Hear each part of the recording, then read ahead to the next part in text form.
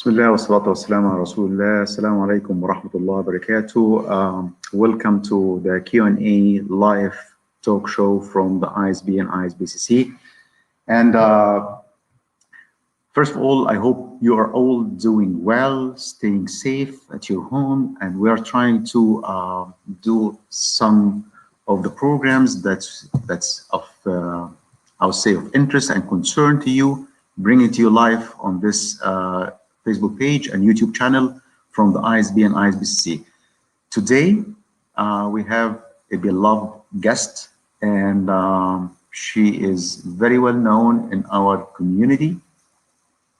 And just want to make sure that we are live right now and we're broadcasting on both pages. Let me make sure first that we are live.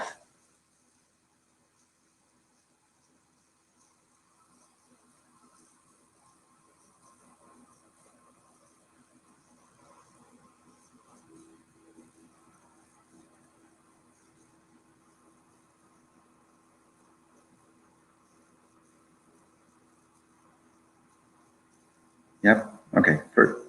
Awesome. So our guests today is a long-standing and respected member of the Muslim community in Boston.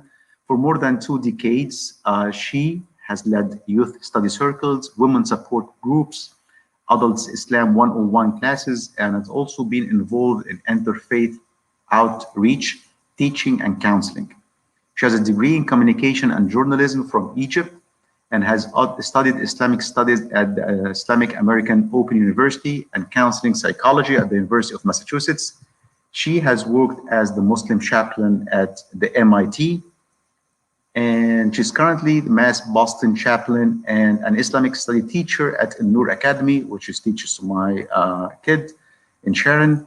She's married to our beloved member of the community, Mr. Hussam, and has 3 children. One of them is a close friend to my son as well.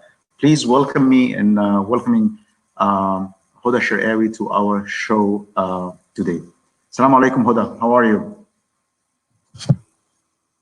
Good to see you, Amr. Wallahi, Isaac Arab.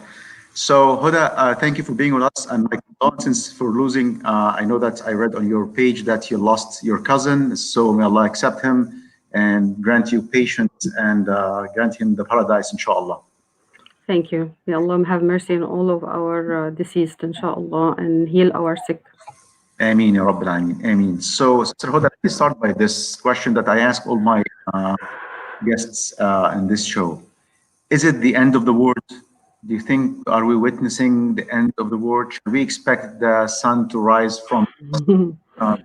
Yeah. So I always wondered about people's fascination with this question. Is it the end of the world? And to me, the world ends to so many people every day. When we die, our actions come to an end, like the Prophet ﷺ said, إِذَا مَاتَ ابْنُ آدَمَ انْقَطَعَ عَمَلُهُ. So for me, this happens every day. It's not something new. And the closeness of the Day of Judgment or the end of the world started with the Ba'atha of the Prophet sallallahu alaihi wasallam. So for me, we're already like towards the end of the time. That's not the question that we should be asking ourselves. It's more like how are we preparing for it, inshallah, and when we meet Allah subhanahu wa ta'ala, because our world can end today at this moment. When we meet Allah subhanahu wa ta'ala, do we have something that in our account that will allow us to hope for His mercy and enter His paradise, inshallah. So those are usually my thoughts when the idea of the end of the world comes. طيب, alhamdulillah, alhamdulillah. Yeah, at least we have some time, as long as we're still alive, to make tawbah, inshallah, and repent back to Alhamdulillah Rabbil Alameen.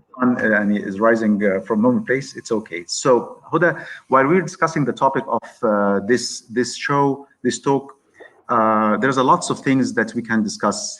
Patience right now. What shall we do? However, you picked an interesting topic, which is the etiquette of giving advices during this turbulent or tough times. And I don't know why this is very important. However, when we dig further, I think this topic makes sense. So first of all, giving advice. Why do I have to care? Why giving advice? Why do I have to care? Like, let me just focus on changing myself. Um, so I picked the topic because of a personal interest first. When I remember, what helped me change things I don't like in myself, I, of course, continue to do that. Um, I find that it's people who actually cared enough to tell me about things that I need to change. And it was such a big blessing. And I thought of my life, if I didn't have those people in my life to be honest and frank with me, then where would I be? Yeah, I wouldn't like myself at all. So in a way, advice is a key factor on how you can actually work on yourself. And this is a key factor in being a good human being in general. If you also think about it from a religious perspective, and I'm definitely not a scholar, but this is the main work of the prophets, and being prophet and messenger is the most honorable job ever. Basically, like the prophets told their people, وَأَنَا لَكُمْ نَاصِحٌ أَمِينٌ وَلَكِنْ لَا تُحِبُّونَ النَّاصِحِينَ. So I'm someone who gives you sincere advice. Even when Shaitan tricked Adam to eat from the tree, he said to him and his wife, وَأَنَا لَكُمْ مِنَ النَّاصِحِينَ, like I'm giving you nasiha, and that's why Adam was tricked, because nasiha is supposed to be a really good thing. So it's a way to improve yourself. It's a way to work on yourself. It is the best job of the prophets, and it's also when the Prophet ﷺ was taking the bay'ah, or the pledge from the Muslims, one of the things they had to pledge is to give it advice to each other. So this is why advice is very important. Yani some scholars consider it fard ayn, and some scholars consider it fard kifaya, which is basically if a group of people do it, then the rest is fine. And some scholars, I believe the Maliki madhab, considers it fard ayn, like everybody has to do it, not just a group of people. That's a very good, I would say, introduction and segue for my next question, which is, okay, fine. So even the shaitan, consider himself one of the nasihin. Yeah. I'm a bad person and I do lots of mistakes, lots of sins. And I see another people like doing the mistakes that I wish them not to do it. So shall I give them nasiha and the things that I don't do? Or this is like, if I did nasiha, I would be a hypocrite. Okay. Let me maybe answer that with another question. If only perfect people give nasiha, will we take a nasiha at all? We take it from the scholars. So, or like the scholar. Are scholars perfect? Do they not sin? So basically, what we should do is that we should give nasiha, but also work on ourselves. So if I am, for example, if I'm someone who smokes, and I know smoking is bad for my health, and I'm trying to stop, I should also tell people, actually, it's really bad for you, while I'm working on myself. What's not good is that I give nasiha while I'm not working on myself. That's what we لما تقولون ما لا تفعلون, like, كبر مقتا عند الله أن تقولوا ما لا تفعلون. So it's highly disliked by Allah subhanahu wa ta'ala that you say what you do not you practice, what you do not practice or do. So the practice here doesn't mean that I reach perfection, but the practice here means that I'm trying, So yeah, definitely share advice. And Ibn al-Mubarak used to say, إذا أردت أمرا من الخير فلا تؤخره لغد. Like if you want to do something good, don't wait until tomorrow, just do it, and including advice. If you have a chance, then do it.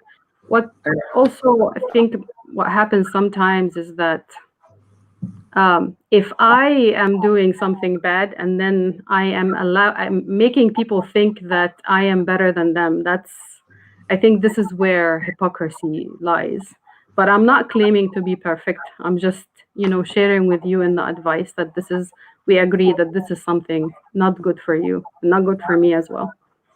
But people will reject me, Huda. And for example, I'm giving them a nasiha about now we need our lungs to fight COVID-19. So please stop smoking, so that in case you acquire this, God forbid, you need your lungs to battle for you. So, but I can't stop smoking. So people say that, hey, you go do it first and then ask me to do this stuff. So it's like, yes, but I can't stop smoking, but I'm telling you because I care about you. So this is like the dilemma. People like say that's okay. I'll not, because although I care about you, I want you to stop smoking, but I can't. But your will and determination is higher than mine. But I'm trying to help you. I'm trying to give you this nasiha. So the fear of like the response or the reaction from the people, let people cease from giving this advices and nasiha. So I think maybe, you know, the answer to that has two dimensions. One dimension is my own perception to how people should receive my nasiha, and if I am approaching people only because I know for sure they're going to accept my nasiha, I will never do it, because the Prophet صلى الله عليه وسلم يعني Allah subhanahu wa ta'ala tells him in the Quran, فذكر إنما أنت مذكر لست عليهم بمسيطر. So Allah subhanahu wa ta'ala is setting a rule, which is your role is only to remind and to advise, and then you are not in control. So the first thing is that I need to correct any perception that I have control over people. I don't have control. I can share the advice and people will think about it. Even if they reject it in the beginning, generally speaking, most people will go home and it's like, you know, okay, you know, I know that's right. Inside, at least inside themselves.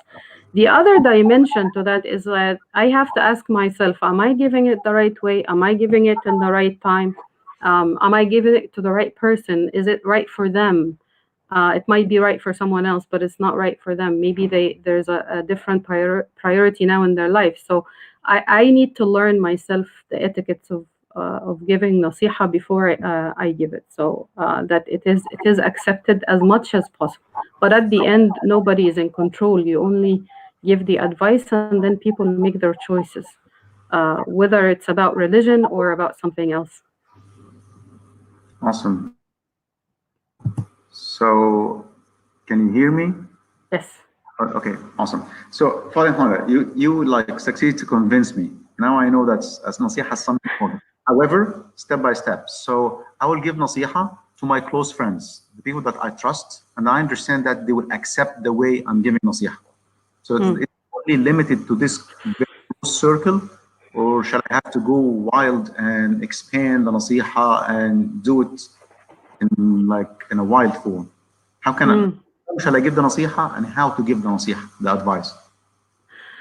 Definitely I don't think people should just go looking for people who make mistakes and correct them or giving nasiha. And by the way, nasiha is not only given when someone does something wrong. It could be like somebody is looking for a babysitter and I know someone, I'm giving them nasiha, or someone is buying something that is too expensive and I'm giving them nasiha to buy something different. So nasiha is not only when you're seeing something wrong happening. It could be just offering a good piece of advice that can help the person do something better at their work or their personal life. The other thing I want to say is that nasiha is heavy, whether you're receiving it or you're giving it, okay? So that nobody likes it, really. Like, why am I giving nasiha to people? People who gave me nasiha that helped me. I don't think they liked it when they gave me nasiha, but they felt an obligation and they felt that it's good for me. So because I love Huda, I'm gonna share it with her because that might help her. So the nasiha has to come from a place of love and a feeling of like, I want something good for this person, which basically is the meaning of the word nasiha. Nasiha means to purify something, or to remove something bad from something else to make it good. And this is a process by which they used to purify honey. Nasah al-asad means to purify the honey. That's the linguistic meaning. The shar'i meaning is to wish people well, to wish people well. So it comes from a place of wishing people well and helping them out. So if I say I'm not going to do it, then what am I saying really? I'm saying I'm going to prevent people from receiving my wishing them well, or helping them become better. And I don't think this is something anyone wants, to be selfish or to only work on yourself, because we are a society, we are a community, and we live with the ruh of التكافل, like the brotherhood and support that we should show each other. And part of this support is that we should give each other advice. So if I say I'm not gonna do it, I'm depriving my brothers and sisters from a great benefit, and that's not the spirit of Islam, you know. Yeah. So you mentioned something that's, thank you, Hoda. You mentioned something that's nasiha is not only advice to change stuff. It might be another recommendation, like if I'm Yeah. looking for a babysitter, something like that. Now this is nasiha. And this takes us to another level of giving nasiha or advices or recommendation. So, and this is like in marriage, when someone comes and asks me about like a potential husband in the future, I say that, hey, I have this guy is like, want to get married to my daughter. And what do you think about him? And there's some mistakes or like stuff that I know about this person. However, like I can't share them because like I know them in a very confidential ways. So what's my obligation here? Shall I share this stuff or like keep it? What shall I do here? And also in business, if I've been asked about like a real estate agent, for example, and I know that this guy or this lady like is not committed or like did something in the past that's not good, am I like obliged to say the truth or like to keep it for myself? Okay. So generally speaking, as I said in the beginning, I'm not a scholar, so I can share with you what I learned from the scholars in this regard, which is more general. I advise people when there's something specific, situation, that they actually contact a scholar. And that's an important practice that we had forgotten. We just like Google, Sheikh Google, or like we call someone who doesn't really know, or we just go by one size fits all. In fatwas, there's nothing like that. Every situation is different. So generally speaking, you are allowed to speak to someone who's seeking advice in marriage or business or so about someone's faults in this regard. So if someone is asking me about advice regarding a person who is proposed, then I need to tell them what I know that will affect their life as a spouse, not something else. If the fault that they have doesn't have to do with marriage, I don't mention it. Okay, so I only mention what is related to the matter that they ask about. And there is an example of that where Prophet Muhammad SAW was asked by a woman about three proposals that she had from three different people, and he told her about one of them, that he's miserly. This is definitely something that is going to affect her life. And one of them is, he said he doesn't leave the stick, لا يترك العصا, which means he's abusive, which definitely will affect her. And then the third person was okay, so she actually ended up taking his advice. So يعني the scholars from that they detect that we can share advice or faults of people when it's related to the subject they're asking about, but don't go over and share all their faults or something like that. Yeah, makes sense. Makes sense, Huda. Yeah, thank you for shedding some Over. this, on this point.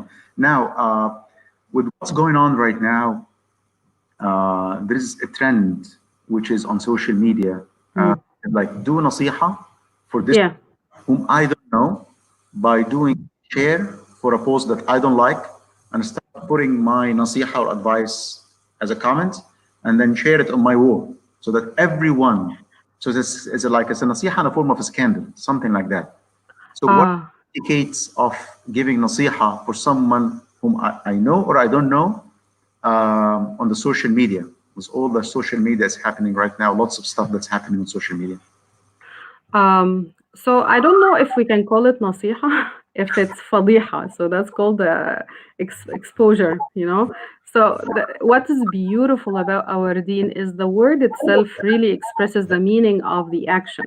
So the word nasiha in a shari'i meaning means to wish people well. So if I am exposing someone publicly, I am not really wishing them well. So it's no longer nasiha. You can call it slander, you can call it something else, but it's definitely not nasiha.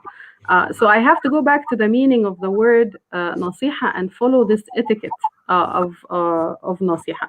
So if you want me to share some of the etiquette, I think that's a little bit long, and you can stop me whenever you want. But I think uh,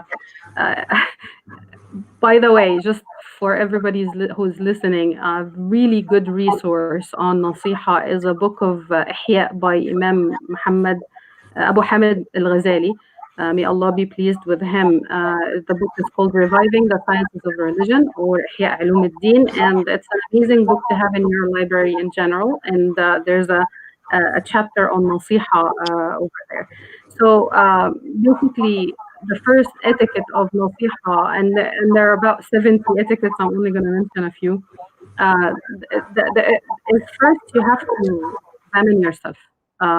Why? Because everything that we do has to be sincere, has to be for the right reason, which is truth and pleasing Allah subhanahu wa ta'ala. So before I rush to actually say something, I have to pause and say, okay, why am I doing this? What is my intention?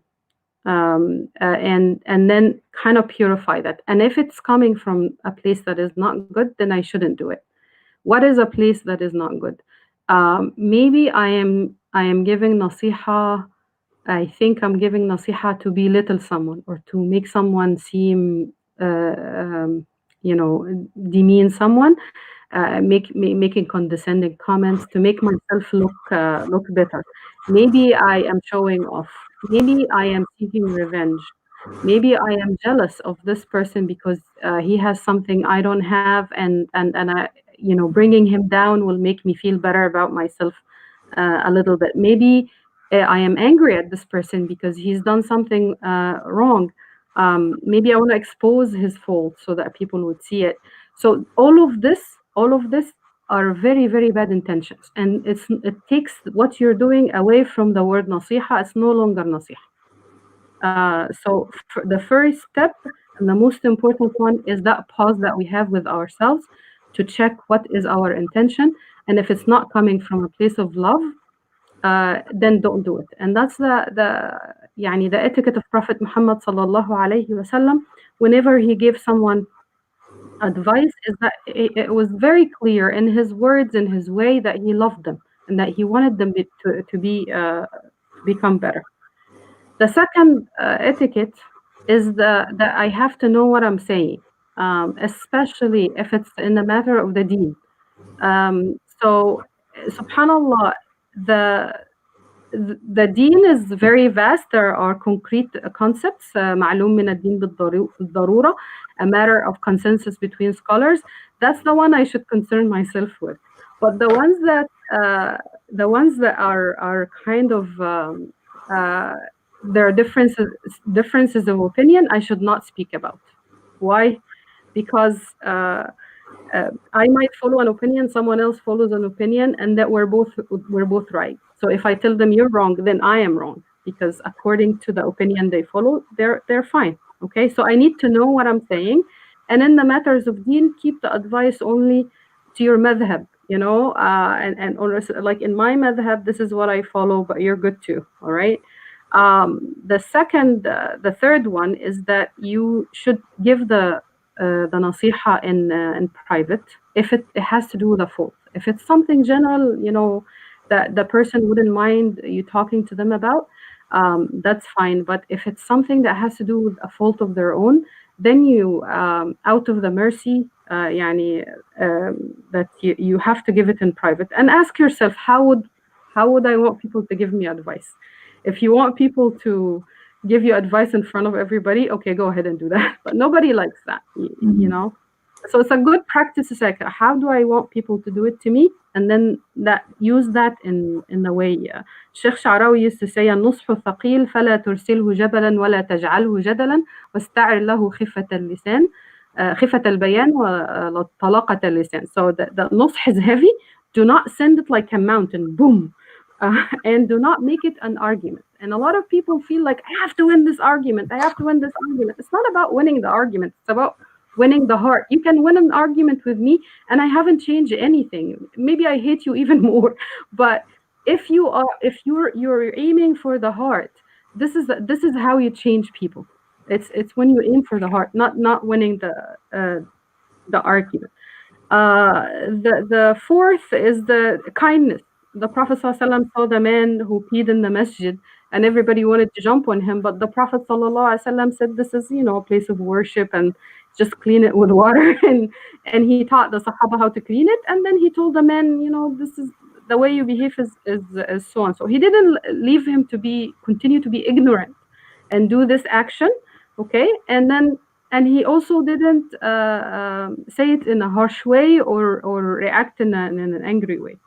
And sometimes the advice has to be indirect. So sometimes the Prophet ﷺ would not say the advice to a specific person, but he would say "ما بال أقوام." What about people who do this and this? So the person who needs to hear it hears it, but he's not hurt.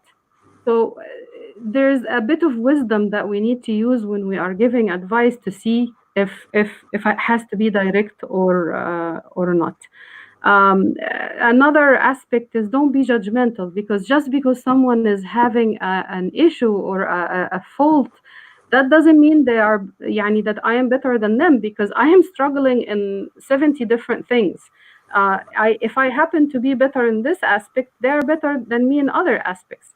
So while I'm sharing advice, I have to remind myself that I'm not better. All right, this is my brother, this is my sister. I'm just trying to help them, but I'm not better. I also need advice. I also need people to invest in me. And the Prophet ﷺ didn't give advice all the time, so he didn't like that. So he would speak to people in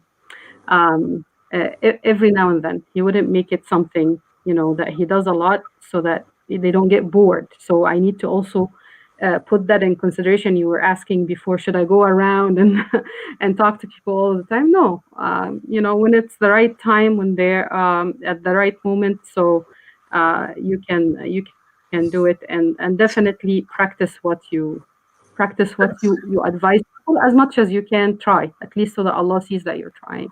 I And will stop here. There's so many etiquettes, but these are the most this is important a ones. very good list, Huda. Jazakallah khairan. I wrote some of them, and actually, like each one of them needs like A lecture.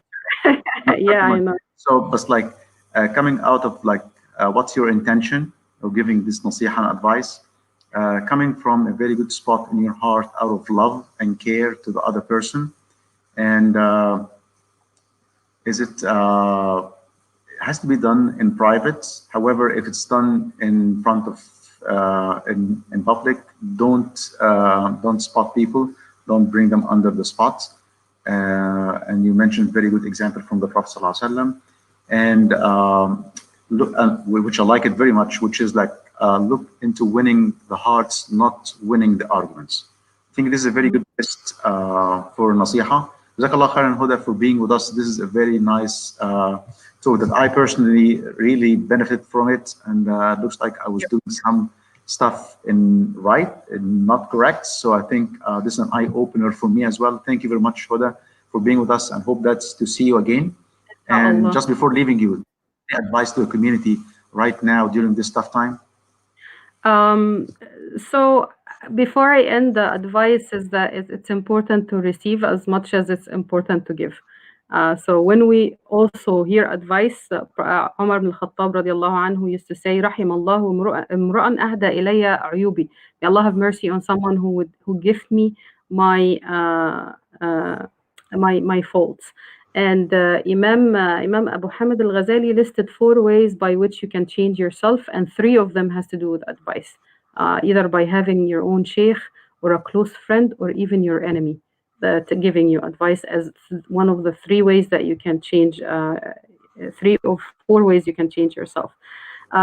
So my advice to people is really take care of yourselves. I think it's important that you acknowledge your own feelings, whether you're having an anxiety or uncertainty or so on. We're dealing with so much that is different than what we're used to. So spend some time learning about yourself and digging deep into yourself and looking after yourself in terms of staying away from too much news. Have a routine. Have a routine. This is everything that everybody that I know is smart is saying this. and have a conversation with yourself and get close to Allah subhanahu wa ta'ala, because this is the time and we're getting close to Ramadan, especially when you're having some tea during Asr time with the adkar. That would be really, really nice. Jazakallah khairan, Huda, and look forward to meet you again in one of our sessions.